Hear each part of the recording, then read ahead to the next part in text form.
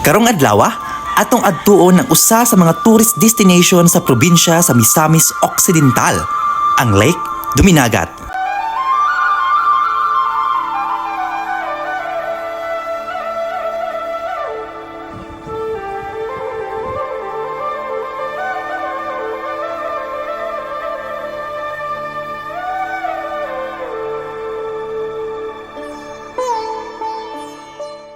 From Mutya, Zamboanga del Norte, mobiyahe tag 30 to 40 minutes para maabot sa Barangay Gandawan ug another 15 to 30 minutes para sa hiking para maabot sa mismong lake. So, may stopover sa amin sa Barangay Nueva Vista para mamalit og snacks. Pag-abot nato diri sa Barangay Gandawan, is makita nato diri ang nindot nga view nga muratag naa sa New Zealand.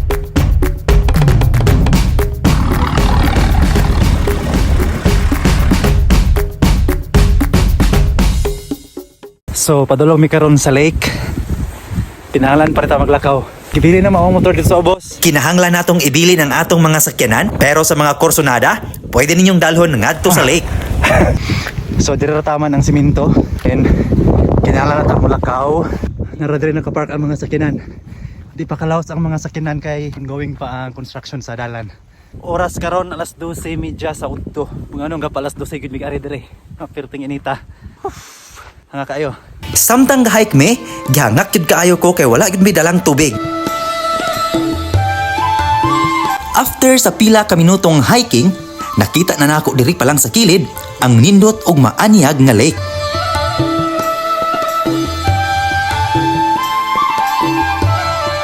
So nakita na ginang ang lake. Ato nang adto ni aron sa ubos. $1 siya lakon, siguro mga nasa 30 minutes ang lakaw, hinahinay lang. Pag-abot sa lake, makita nato ang mga locals o lumulupyo sa lake, kauban sa kampo sa mga sundalo. Ug dapat, atong hinumduman ang mga dili angay buhaton sa lake, sama sa paglabay o pagbilin sa basura. So, mauna na siya ang duol nga view diri sa Lake Duminagat. Nakita na nato diri sa duol ang Lake Duminagat. Indot yung siya diri guys. Bugnaw kay ang hangin and first time yun ako maabot diri. Ang Lake Duminagat is located in Mount Malindang between Barangay Gandawan and Barangay Lake Duminagat sa lungsod sa Don Victoriano, probinsya sa Misamis Occidental. Usa kini kagamay nga lake nga naay area of 8.4 hectare ug maximum nga gilamnon og 20.95 meters. Ug usapod kini ka inactive volcano nga giclassify sa Philippine Institute of Volcanology and Seismology nga gituohang mibuto kaniadto pang 1822.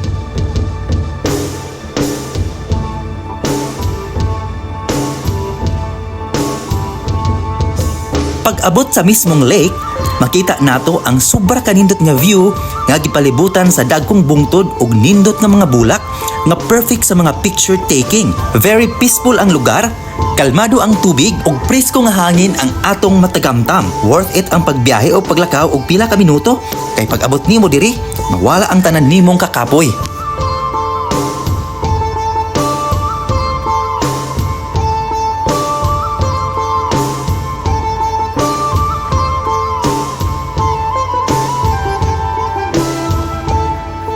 So mao po ni siya ang pikas nga side diri sa lake. Makita niyo ang view diri nga nindot pud kaayo siya.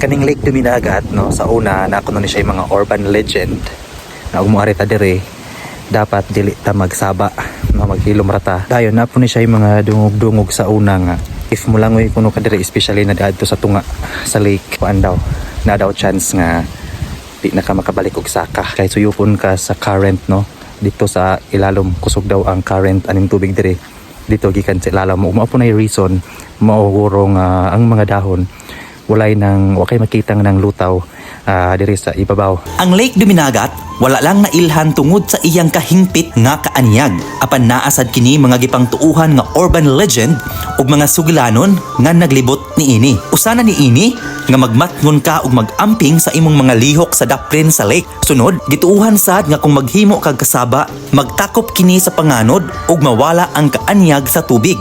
Gituuhan usab nga kung mulangoy ka paingon sa tunga sa lake, adunay posibilidad nga ikaw malumos ug dili na makabalik. Maong hingpit jud nga ginabawal ang paglangoy tunga sa lake. Kini gituuhan usab nga pusod kini sa dagat. Ug ang pinakamisteryoso pa, walay maskin isa nga dahon nga imong makita nga naglutaw sa maong lake. Apan kini, usa lamang ka mga sugilanon ug bisan unsa pa man kini nga mga urban legend, mutuo man tao sa dili, magmatngon ug magamping jud ta pirmi.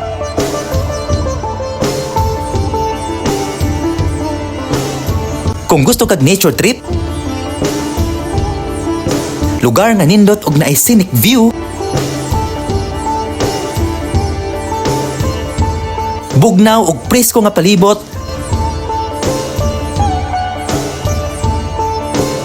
pwede nimo bisitahon ang Lake Duminagat.